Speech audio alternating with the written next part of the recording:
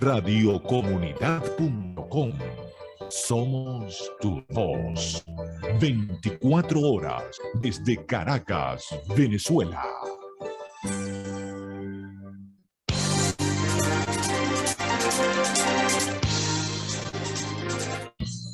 Saludos, feliz viernes y bienvenidos a su programa que se dice de economía aquí en radiocomunidad.com. Quienes habla Oscar José Torrealba, es un gusto, es un placer siempre todos los viernes abordar con ustedes temas económicos desde los fundamentos del libre mercado y de la libertad individual. ¿Qué se dice de economía? Programa que se transmite todos los viernes aquí en radiocomunidad.com. Pues vamos a comenzar con nuestra acostumbrada sección de noticias de actualidad económica. Déjenme ver, sí, aquí estamos viendo ya la pantalla. Vemos que Banca y Negocios titula, y esto realmente no es una nota de prensa, es un análisis interesante que hace Banca y Negocios sobre el siguiente tema: las amenazas para la economía mundial de la guerra en Ucrania. Veamos. La guerra en Ucrania y el alza de precios de la materia prima amenazan a una economía mundial que todavía no se recuperó de la crisis del COVID-19 y representan un jarro de agua fría a principios de 2022. Vamos a leer esta primera sección antes de dar una primera impresión sobre esta nota de prensa. Una recuperación en riesgo. La guerra llegó en un momento en que Europa y Estados Unidos aprovechaban de una excelente recuperación. Bueno, excelente recuperación, y aquí vamos a comenzar ya con el análisis. No era. ¿Qué ocurrió? Fíjense, recordemos que, y nosotros aquí en ¿Qué se dice de economía?, aquí en Radio Comunidad, nosotros le hicimos muchísimo seguimiento al tema de la pandemia. De hecho, este programa nació en medio de la pandemia. Y el gran problema del COVID-19, y que nosotros en CEDICE estuvimos haciendo mucho énfasis, es que la política que se estaba utilizando para recuperar a las economías era a través de políticas de estímulo al consumo y políticas que buscaban de alguna manera subsidiar, apalancar, recuperar empresas que se estaban viendo afectadas en una primera línea por la crisis del COVID-19. Y una de las cosas que es importante destacar es que esta crisis por COVID-19 pues genera un antes y un después en la economía, en la dinámica. No podemos hablar del mercado laboral, del mismo mercado laboral que teníamos hace 4 o 5 años. La realidad ha cambiado, las dinámicas han cambiado en el trabajo, en la educación, en las relaciones personales. De alguna u otra manera, en este caso, la digitalización ha tenido pues un mayor protagonismo, y ocurre así con otras áreas. No podemos esperar que la economía se comporte de la misma manera en la que, o de la cual se comportaba antes de la pandemia. Por lo tanto, tú no puedes aplicar así, de una manera tan laxa, políticas económicas para recuperar industrias o empresas en ciertos rubros cuando tú no sabes si esos rubros van a ser tan rentables y van a generar tantos empleos como los generaban antes de la pandemia.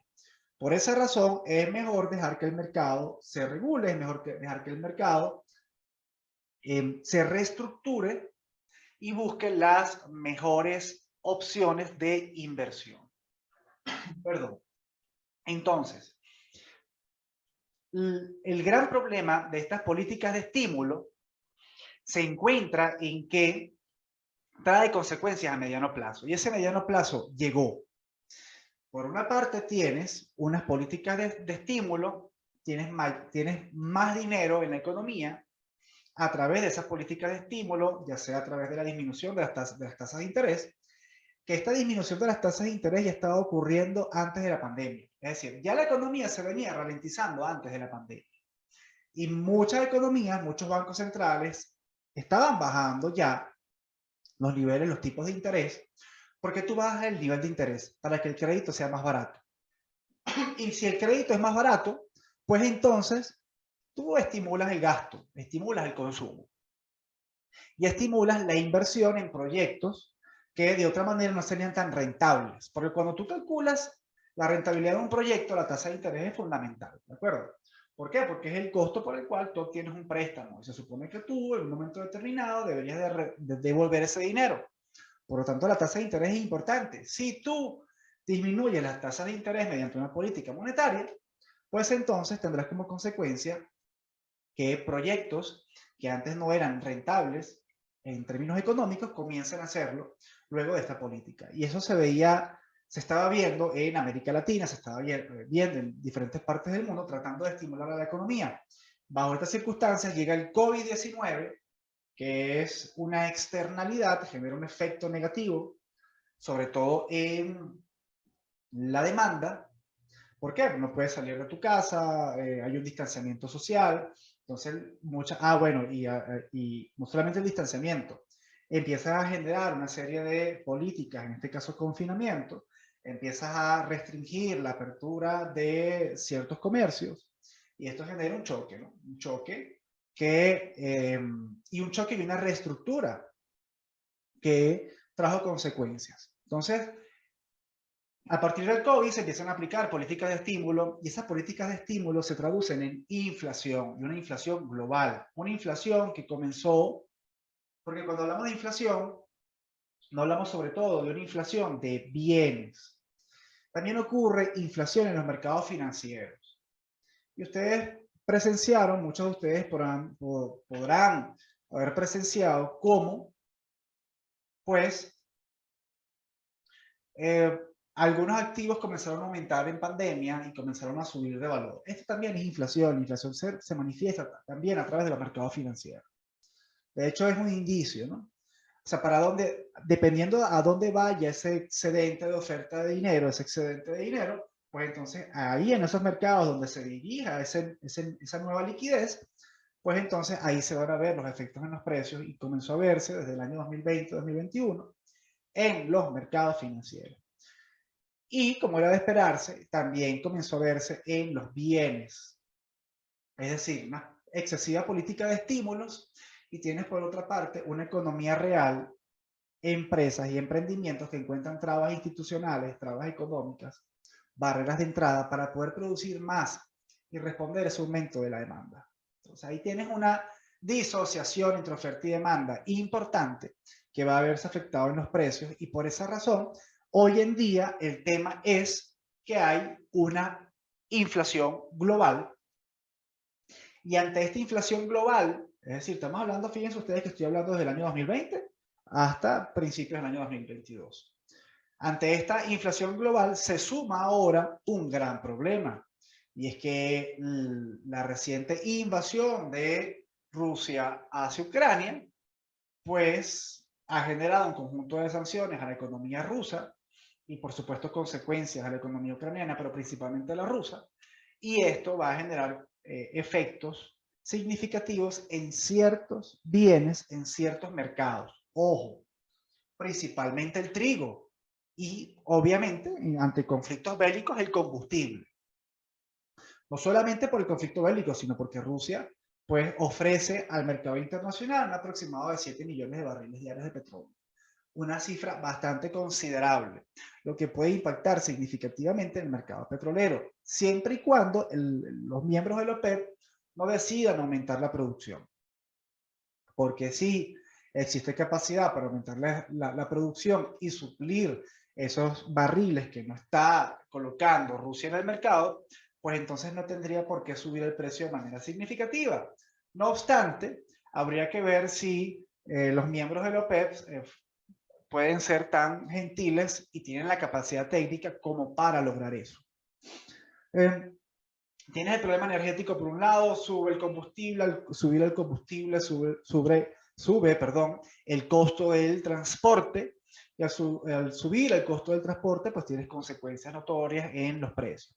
Por su parte, en materia de trigo también sube esa materia prima y esto puede traer algunas consecuencias, sobre todo porque según estuve observando en las noticias, pues los socios que pueden abastecer este mercado que está dejando Rusia, pues hay problemas estacionales que no permiten en el corto plazo poder suplir de manera inmediata el trigo que está quedando en déficit dentro de los mercados. Entonces, tenemos un problema que ya veníamos arrastrando en materia de precios y se está sumando un nuevo problema que en definitiva va a generar mayores presiones inflacionarias en la economía global. Estamos hablando de la economía global. Y fíjense ustedes, mientras Venezuela está disminuyendo de una manera, no voy a decir satisfactoria, porque 230% de inflación interanual es un exabrupto, lo hemos venido diciendo con reiterada frecuencia. Sí existe una disminución notoria, palpable, en la variación de precios en la economía venezolana. Y fíjense ustedes que algunas economías han tenido variaciones de precio al mes de febrero de 1% y Venezuela tuvo una variación de 1.6%. Aquí vamos viendo entonces un gran problema. Vean que economías con estabilidad monetaria tuvieron una variación de precios, de sus índices generales de precios mensual, parecida a la de un país hiperinflacionario. Vaya, esto realmente sí es preocupante. Y ante todo esto, habría que preguntarse, ok, ¿qué se puede hacer entonces? Porque no solamente es criticar, sino qué se puede hacer. Y aquí, de nuevo, me gustaría hacer hincapié en una serie de soluciones, bueno, una serie, no la voy a listar, sino a grandes rasgos, que hemos venido impulsando desde ese dice, de nuevo, y se tratan de soluciones en materia institucional. O sea, si tú quieres reactivar la economía, si tú quieres, primero, si quieres solucionar el problema inflacionario que viene desde antes de la guerra, de la invasión de Ucrania, de Rusia, perdón, pues entonces tú tienes que detener ese exceso de políticas de estímulo que has estado aplicando. Lo primero que tienes que hacer, tener una política responsable en términos monetarios, número uno.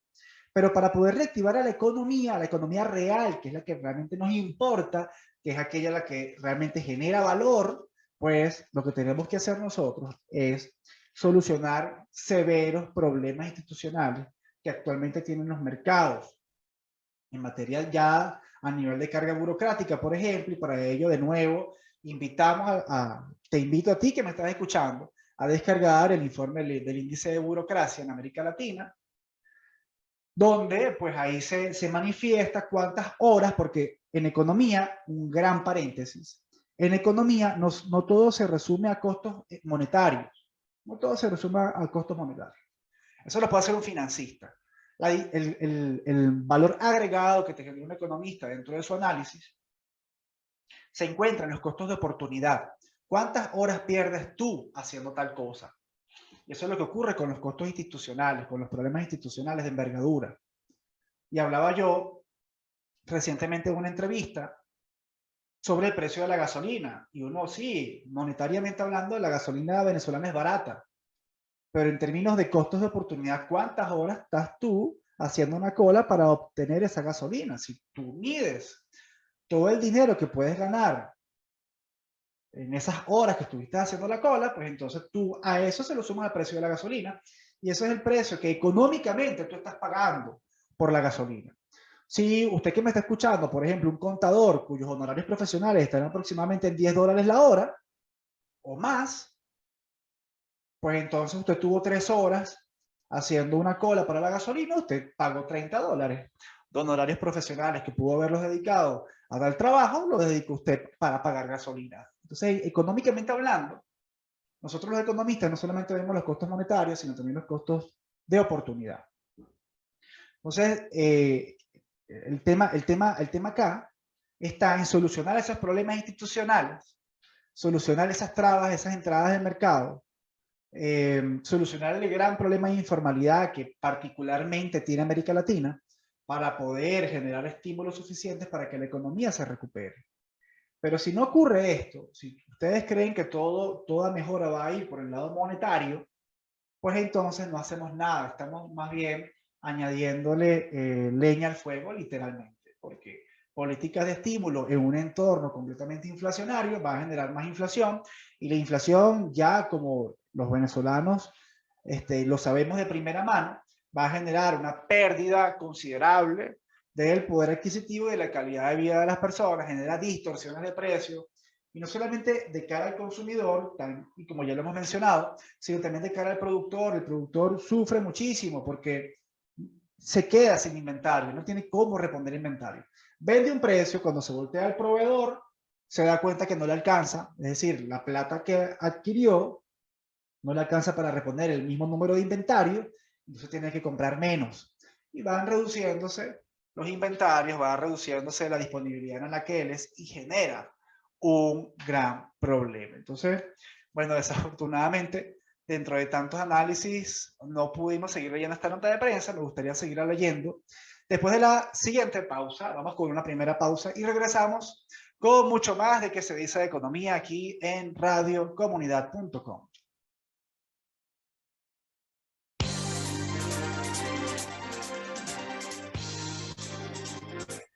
Continuamos con nuestro programa que se dice Economía en radiocomunidad.com. Recuerden que pueden seguirnos a través de nuestras redes sociales en Instagram, @ se dice libertad, en Twitter, @ se dice, por nuestra página web www.sedice.org.ve. Seguimos entonces conversando sobre economía y seguimos conversando no solamente sobre economía, sino sobre esta opinión que desarrolla la economista Tamara Herrera, quien asegura, de acuerdo a Banca y Negocios, asegura que para consolidar el crecimiento económico en Venezuela es imprescindible un acuerdo nacional.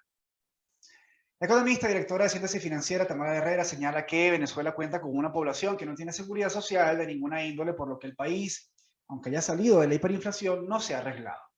No puede considerarse arreglo un país que acumula una población excluida después de haber perdido 75% de su masa muscular a lo largo de 7 años. La gran noticia de 2021 es que se suspendió esa caída en Barrena y además se salió del nivel de hiperinflación. Esa es una salida que no está asegurada, es decir, que en cualquier momento se puede volver a ella.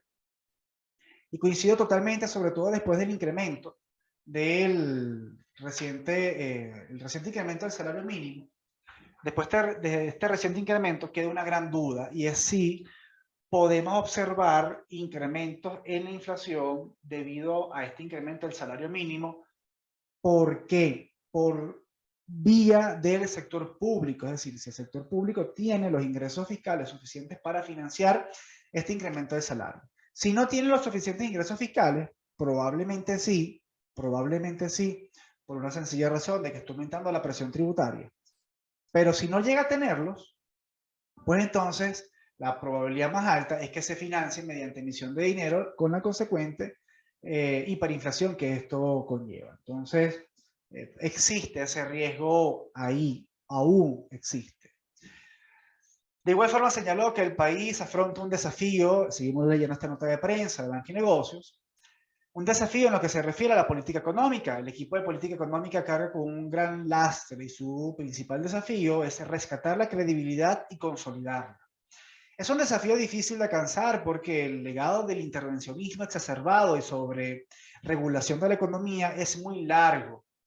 Pese a este laissez-faire a la bolivariana, es decir, cuando hablamos de laissez-faire, dejar hacer, dejar pasar, esta supuesta liberación de la economía a la bolivariana, en la retórica siempre hay un dejo de amenaza, y eso es suficiente para que, más allá de las leyes antibloqueo, los avances sean graduales. Para que se apliquen esto, para que se comprenda este párrafo, para que se apliquen políticas económicas y sobre todo políticas monetarias, es muy importante, es vital que quien aplique la política tenga credibilidad. Si no existe credibilidad, pues la política económica que se está aplicando pierde efecto.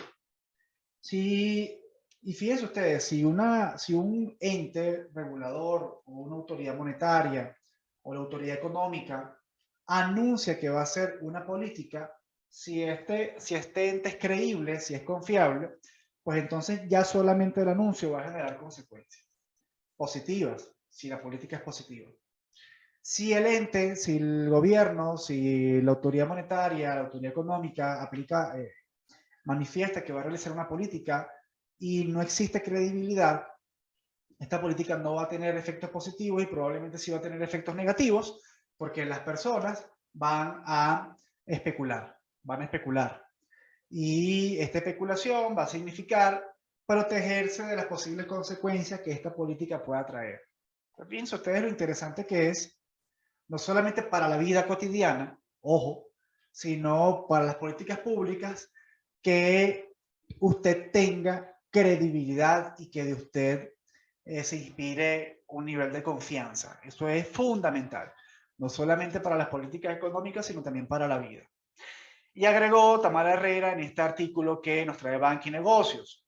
En todos estos años la economía venezolana se ha debilitado y no tiene competitividad suficiente. No la tiene. La competitividad no es un tema final de precios o de tipo de cambio, sino que el país se ha rezagado tecnológicamente. En el mismo lapso, el resto del mundo ha avanzado en lo que equivale a un retraso de 20 o 30 años en términos tecnológicos. Eso es lo que define la productividad y la competitividad. Venezuela tendría que consolidar su crecimiento y en estos momentos no veo la posibilidad sino un cambio político, y no solamente un cambio político, y fíjense ustedes lo que dice la economista Tamara Herrera, sino mediante un acuerdo nacional. Y eso lo hemos mencionado también anteriormente. Fíjense que es importante, es fundamental e importante. Un acuerdo nacional. Después de un cambio político, un acuerdo nacional. ¿Qué significa este acuerdo nacional? Que como país tenemos que tener objetivos económicos, intereses nacionales, que indiferentemente cambie el partido o quien ocupe el poder, esos intereses nacionales permanezcan, que exista un plan país, que ese plan país no esté sujeto a un gobierno, sino que sea un plan país de 50 años.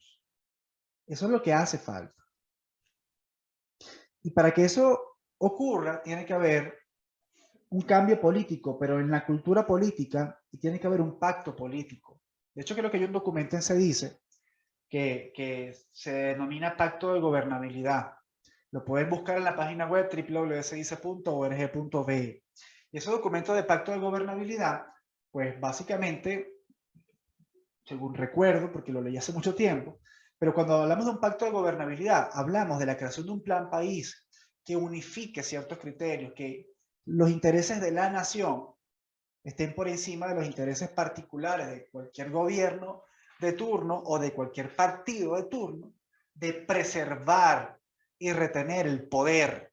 Y esto es importante destacarlo aquí en que se dice de economía, porque el rol del ciudadano es ese. Es defender los intereses de nosotros los ciudadanos, que somos los que vivimos en Venezuela. Primero, somos venezolanos, vivimos en Venezuela y nos interesa la recuperación de este país. Entonces, de eso se trata. Y aquí coincido de nuevo con la destacada economista Tamara Herrera. Es indispensable un pacto político, y sin pacto político, desafortunadamente, los cambios que se puedan generar no están garantizados en el tiempo. Y esto es un elemento indispensable. El tiempo es importante. El tiempo pasa. El tiempo pasa. Y mientras el tiempo pasa, pues nosotros envejecemos y surgen nuevas generaciones. Y mientras nosotros sigamos sin solucionar nuestros problemas actuales, quienes pagarán las consecuencias son las nuevas generaciones, que no encuentran solución a los problemas que hoy ha generado la actual casta política. Entonces tenemos que planificarnos a un horizonte de 50 años, por lo menos, de una manera sensata, consensuada y a través de un pacto. Ahora, ¿qué requiere de esto? Requiere de estabilidad política, requiere de un entorno completamente democrático, donde todos los partidos tengan voz y tengan voto, por supuesto, donde exista participación ciudadana, donde exista transparencia en la gestión pública, donde exista el rescate de las instituciones, pero sobre todo de las instituciones democráticas. Y que se rescate además este sentido que está dentro de este rescate democrático, pero se rescata además algo que se ha perdido dentro del partidismo político. Es que el partidismo político hoy en día se han convertido en clubes electoreros. Es decir, son una especie de clubes donde la gente se reúne para promover un candidato. Y se ha abandonado esta práctica de partidos políticos que discutan políticas públicas desde sus paradigmas, porque esto debería ser democrático, desde sus paradigmas, me refiero a que El Partido Liberal discute políticas públicas desde el punto de vista liberal. Los socialdemócratas discuten políticas desde el paradigma de la socialdemocracia. Los conservadores de igual manera, los socialcristianos de igual manera, y así sucesivamente. Y existen discusiones sobre cuáles son las mejores políticas públicas para el país. Y eso desafortunadamente se ha perdido. Los partidos políticos hoy en día son clubes electoreros. Y hace falta discusión, hace falta debate, pero no solamente discusión y debate, la cháchara que usted ve en redes sociales. No, hace falta discusión y debate que se materialice en propuestas palpables, discutibles, en resultados, que ese debate tiene que convertirse en productos. ¿Cuál es este gran tema? Que hoy en día sí hay discusión y hay debate, pero es una discusión y un debate que baja en un timeline en Twitter, o baja en un timeline en Instagram, o baja en un timeline en Facebook, y ahí pasó, y ahí quedó, y ahí se olvidó. No hay un producto que se pueda revisar, discutir, rescatar y compilar para poder ir planificando un cóctel de soluciones y de proyectos que puedan servir para la recuperación de este país. No, nos quedamos en la discusión estéril y en la propaganda electoral. Ahí nos quedamos nosotros. Bueno, propaganda electoral dentro de un sistema que no garantiza realmente la elección transparente. Pero aquí estamos, ¿no? Entonces, eso es indispensable. No existe cambio económico y una mejora en la calidad de vida, pues, consistente, y no podemos hablar de una recuperación de la situación económica en conjunto si no prestamos atención a estos problemas. No solamente se trata del PIB, no solamente se trata de estabilidad del tipo de cambio, se trata del rescate institucional y de los valores democráticos en nuestro país. Vamos con una siguiente pausa y regresamos con mucho más de qué se dice de economía aquí en radiocomunidad.com.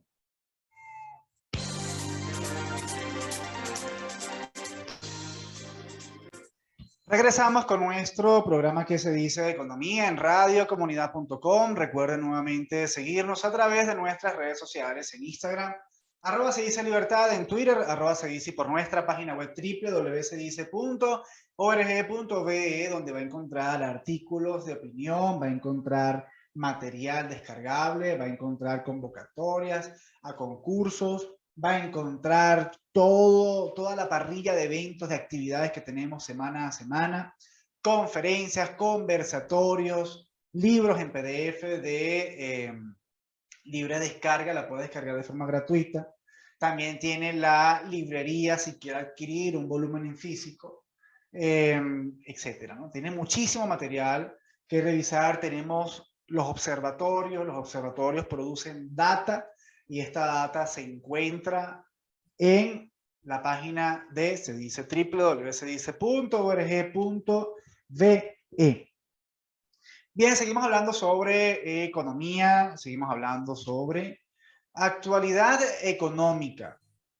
Y fíjense, antes de ir a este tema del GIETF, tenemos un artículo de Finanza Digital que titula Jesús Irausquín: se espera que en Margarita haya una ocupación del 90% en hoteles 5 estrellas durante Semana Santa. Jesús Irausquín, presidente de Fedecámaras Nueva Esparta, señaló que para la temporada de Semana Santa espera que haya una ocupación del 90% para hoteles 5 estrellas y entre 60 y 70% para hoteles 2 y 3 estrellas. Esta cifra me genera bastante curiosidad. Ojo, no la estoy desmintiendo ni mucho menos, pero sí me genera bastante curiosidad, porque fíjense ustedes, los hoteles 5 estrellas suelen ser más costosos, mucho más costosos que hoteles 2 y 3 estrellas.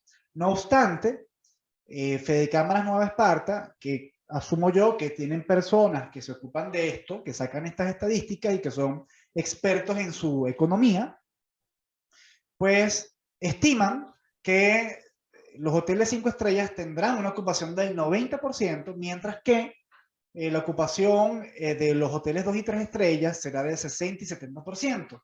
Aquí podemos pensar muchas cosas. ¿Y qué está pasando en los hoteles 5 estrellas. Pudiéramos pensar que la ventaja comparativa, la relación precio-calidad, pues es más beneficiosa para los hoteles 5 estrellas. Fíjense, esto hay que verlo en términos de precio. Esto hay que verlo en términos de precio. Si los hoteles 5 estrellas están ofreciendo paquetes atractivos y las personas están comparando, y están diciendo, bueno, si yo voy a un hotel 5 estrellas en comparación a un hotel 3 estrellas, estoy gastando tanto adicional, me parece que la obtención de calidad es mucho mayor. Entonces probablemente las personas pues opten por acudir a un hotel 5 estrellas y no a un hotel 3 estrellas. La otra posibilidad es que de esa ocupación gran parte sean por parte de extranjeros. Y los extranjeros pues pueden tener mayor poder adquisitivo y ese mayor poder adquisitivo les da para optar por mejores opciones. Iba a decir algo, ¿no? Iba a decir que en Venezuela obviamente en algún momento la economía era mucho más barata, ¿no? De lo que en términos comparativos. Pero hoy en día estamos igual o más caros. Me refiero a temas de hospedaje, temas de alimentos, temas de turismo. Entonces yo no quiero que sea por un tema, en el caso de que esta ocupación responda más a un tema de personas extranjeras que vengan aquí a pasar temporada vacacional, temporada vacacional no, Semana Santa, pues no creo que sea porque Venezuela esté barata, no creo que sea por esa razón. Por lo tanto, sugeriría yo que el análisis va más por un tema de relación calidad-precio entre hoteles 5 estrellas y hoteles 3 y 2 estrellas. Vamos a ver qué más dice esta nota de prensa. Cabe destacar que para este feriado hay un gran número de reservaciones en diferentes hoteles del país. Para Semana Santa, en los hoteles 4 y 5 estrellas que estamos viendo, que el público que está llegando es un público que es de un poder adquisitivo alto. Estamos hablando que podemos estar rondando el 90% de la ocupación. Por su parte, también es otra, antes de seguir con la lectura, ¿no? También hay que evaluar si el 100% de estos hoteles 4 y 5 estrellas están en plena capacidad operativa. Es decir, si no se han depreciado las habitaciones y si están operando al 100% de capacidad. Porque o por restricción COVID, número uno, no lo desconozco, o por restricción COVID, a lo mejor no pueden operar los hoteles al 100% de capacidad, o por un tema de que en efecto, por situación país, muchos hoteles se han estado depreciando y no todas las habitaciones están disponibles. Entonces esto también es un tema que pudiéramos evaluar. Si estos hoteles están a 100% de capacidad o están operando a mitad de capacidad, lo que, leyendo las estadísticas, y lo he dicho en programas anteriores, para leer las estadísticas hay que ser muy minucioso porque las estadísticas pueden engañar. Si yo tengo un hotel a mitad de capacidad, a media máquina, pues entonces yo puedo ocupar el 90% de las habitaciones que tengo disponibles. Esto también hay que verlo con mucha lupa. Seguimos leyendo. Por su parte, para los hoteles 2 y 3 estrellas es menor, por lo que estaría entre 60 y 70% de la ocupación. Estamos hablando de cifras muy, muy buenas. Ok. En cuanto a los vuelos regulares desde Ecuador hacia la isla de Margarita, informó que estos serán regulares y comenzarán a partir del 18 de marzo. Es muy importante porque es un mercado nuevo y el gobierno tiene una cantidad de anuncios para el segundo semestre del año a través de la línea aérea para poder potenciar el turismo nacional y el turismo de Margarita. Nosotros siempre hemos dicho que Margarita es la puerta de entrada del país. Sí, bueno, al parecer y con estas pocas impresiones que citan de Jesús Irausquín, presidente de Fedecámaras Nueva Esparta, pareciera que gran parte de esta ocupación viene por turistas extranjeros. Diría yo que no se debe a un 100% a un tema de competitividad de precios, porque como he mencionado ya anteriormente, los precios en Venezuela en términos comparativos, sobre todo con nuestros cercanos, están bastante caros. De hecho, salió hace poco un estudio comparativo, donde colocan a Venezuela dentro de el top 5 de países más caros para comer en restaurantes. Entonces aquí ya nos da un nivel de que en efecto, y en los sectores turísticos como Margarita, pues que no creo que sea la atracción de estos turistas, no creo que sea precisamente por un tema de competitividad de precios. Será por otro tipo de atractivos, sin duda alguna. Venezuela es un país maravilloso y hermoso, pero no creo que sea por eso. También hay que evaluar el tema de las ocupaciones. Si existe plena capacidad, si están operando al 100%, o si están operando a media capacidad o al 75% de capacidad, no lo sabemos. Seguimos con noticias y Banca y Negocios. Titula: no hay información en la Asamblea Nacional sobre la eliminación de la gasolina subsidiada. El presidente de la Subcomisión de Hidrocarburos de la Comisión de Energía y Petróleo de la Asamblea Nacional, William Rodríguez, confirmó que cerca de 100 estaciones de servicio pasaron de ser subsidiadas a precios en dólares, pero la inmensa mayoría siguen siendo subsidiadas. El parlamentario señaló que desde el año pasado hay un debate para unificar el precio de la gasolina y se ha planteado dejar el litro en 0,50 centavos de dólar. Pero algunos miembros del Parlamento decimos que hasta que no se restituya el poder adquisitivo del salario y dignifiquemos el salario, es ilógico que te plantees medidas económicas de sinceramiento de costos de servicios. Esperamos que siga privando el criterio del proceso revolucionario para privilegiar al que menos tiene. Bueno, si eso fuese así, si tuviésemos un criterio para privilegiar al que menos tiene, entonces no existiría el impuesto al valor agregado, el IVA, ni existiría esta nueva reforma, el impuesto a las grandes transacciones financieras. Porque este tipo de impuestos, que son impuestos completamente regresivos, afecta precisamente al que menos tiene. Para explicar el efecto del impuesto a valor agregado, del IVA, si usted va a una cadena como Farmatodo, por poner un ejemplo, y usted se gasta 100 bolívares en productos no exentos, entonces usted tiene que pagar, de esos 100 bolívares, tiene que pagar 16 bolívares por IVA. Así de simple. Ahora, 16 bolívares, no es lo mismo 16 bolívares para una persona que gana 100 bolívares que para una persona que gana 1000 bolívares. Es decir, para la persona que gana menos, 16 bolívares representan más de su ingreso. Por lo tanto, este tipo de impuestos se considera que son impuestos regresivos. Si el criterio fuese para privilegiar al que menos tiene, primero no tendríamos inflación. Primero, porque la inflación perjudica justamente al que menos tiene. El que más tiene, costea y financia la inflación.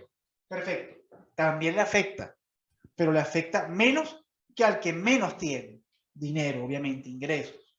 Entonces, esto es un comentario, de hecho, tan poco pertinente que no hay que tomárselo muy en serio. Seguimos. El debate está basado en la necesidad de crear un mecanismo para cubrir los costos operacionales de la industria petrolera. Esto sí hace falta, ojo, esto sí es elemental. Sincerar el precio de la gasolina es elemental, no se puede subsidiar el precio de la gasolina. Hay que crear mejores condiciones económicas y fortalecer el ingreso de las personas, no mediante aumentos de salario, ojo, sino mediante mejoras de la economía que permitan que el mercado laboral remunere mejor. Eso sí, pero hay que sincerar el precio de la gasolina. En eso sí estamos de acuerdo. Hay que sincerar porque es altamente costoso y sobre todo con un Estado, con unas finanzas públicas pues tan difíciles, tan delicadas, pues aplicar una política de financiamiento del combustible. No se puede aplicar. Entonces, aquí sí estamos de acuerdo. Aquí sí estamos de acuerdo. Y este precio de sinceración, pues se ha discutido, he estado escuchando cifras. Están hablando no solamente de dejar toda la gasolina a 0,50, sino incluso subirla, porque, ojo, gasolina a 0,50 centavos de dólar cuando la gasolina en términos internacionales está aumentando por la crisis por la cual está pasando la economía global. Entonces, sincerarla a 0,75 centavos de dólar es lo que estaba escuchando. Prefiero no emitir opinión sobre el precio, no he hecho ningún tipo de cálculo para saber cuál debería ser el precio, pero de acuerdo a otros analistas que he estado escuchando, a otros colegas, se habla de en torno a 0,75 centavos de dólar, el precio que se debería cobrar por la gasolina en Venezuela. Entonces, este es un gran debate. En resumidas cuentas, lo que sí es importante es eliminar ese subsidio, pero sí también es pertinente mencionar que eliminar ese subsidio en unas condiciones económicas no gratas y una industria petrolera que desafortunadamente no está en la capacidad ni siquiera para abastecer el mercado local, pues entonces bajo esas condiciones es muy difícil plantearse una política de recuperación, porque esto afecta a muchas personas y afecta la estructura de costos, el transporte de muchos bienes intermedios y el efecto de la economía en general. Vamos con una siguiente pausa y regresamos casi de inmediato con mucho más de qué se dice de economía aquí en radiocomunidad.com. Regresamos con nuestro programa que se dice de economía en radiocomunidad.com, siempre recordando que pueden seguirnos a través de nuestras redes sociales en Instagram, @sedicelibertad, en Twitter, @sedici, por nuestra página web www.sedice.org.ve. Y cuando nos encontramos en la pausa musical, pues estaba leyendo esta nota de prensa que me llamó poderosamente la atención porque tiene que ver con lo que conversamos previamente, ¿no? Y fíjense ustedes, Banca y Negocios titula: el carnaval no cumplió las expectativas del sector turismo, más cifras de ocupación, ¿no? En paréntesis. El carnaval no cumplió las expectativas del sector turismo. La recién finalizada temporada de carnavales 2022 no tuvo un gran impacto en materia de generación de beneficios socioeconómicos para las comunidades y destinos turísticos del país. Ello a pesar de los esfuerzos oficiales por popularizar tales festividades en diversas localidades y de la amplia disponibilidad de la oferta de los prestadores de servicios turísticos nacionales. Factores relacionados con la situación económica, fallas constantes en materia de servicios públicos, disponibilidad de combustible y seguridad en la red vial, entre otros elementos incidentes, provocaron en el modesto resultado del comportamiento de la afluencia turística. La afluencia de temporadistas se vio limitada a viajes cortos dentro de la misma entidad o entre entidades vecinas, por la cercanía a algún destino turístico, particularmente los ubicados en nuestra franja costera del país, mientras que los destinos más remotos a los grandes centros poblados del país fueron menos visitados. Igualmente, el comportamiento de la afluencia de visitantes mayormente observado se correspondió con el uso recreacional diurno, pero retornando el mismo día en lugar de, a su lugar de residencia. Los destinos tradicionales como la isla de Margarita, Mérida, Morrocoy y Los Roques fueron los que mantuvieron un mejor posicionamiento en la preferencia de los visitantes. A ver, elementos destacados. Los días de mayor ocupación durante los carnavales fueron sábado, domingo y lunes.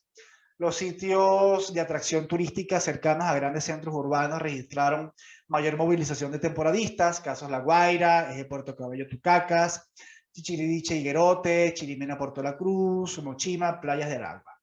El flujo de temporadistas fue mayor en aquellos destinos más cercanos a grandes centros poblados y menor a destinos más remotos. Por tanto, no hubo esas grandes movilizaciones que caracterizaban estas fiestas. La gente está buscando la economía, uno. Lo segundo es que la gente, la oferta se está también adaptando a la economía de la gente, cosa que también tiene que ocurrir. Y pasa mucho, hoy en día está muy de moda los full day, por ejemplo. Tengo mucha gente que ahora está en full day. Y el tema de los full day es una solución atractiva para personas con un poder adquisitivo modesto, por no decir reducido, modesto, porque te permiten algún tipo de atracción turística, te incluyen transporte, algún tipo de guía de información adicional, un valor agregado humano, y eso por un precio, ¿no? Por un precio que suele ser, pues, económico, que incluye algún tipo de refrigerio y que permite a la persona, dentro de su modesta capacidad, poder tener algún tipo de actividad recreativa, que esto también es importante, muy importante. Entonces, esto es un ejemplo, ¿no? Pero colocando esto como ejemplo, sumado al hecho de que también otros sectores se han estado reacomodando, sumado al hecho de que el poder adquisitivo en Venezuela no se ha acomodado como debe acomodarse, falta muchísimo para eso, pues es de esperarse que este tipo de comportamientos surjan. Es decir, que las personas hagan viajes cortos no solamente en distancia, sino viajes cortos también en relación a días. cuando hablábamos de Semana Santa, la gente se tomaba, fíjense ustedes que aquí en la nota de prensa, vamos a colocar de nuevo la pantalla, aquí en la nota de prensa colocan que los días, a ver, los días de mayor ocupación durante los carnavales fueron sábado, domingo y lunes de carnaval. Pero en otros tiempos, la gente se tomaba toda la semana de vacaciones. Es decir, la semana de lunes y martes de carnaval, la gente se tomaba miércoles, jueves y viernes.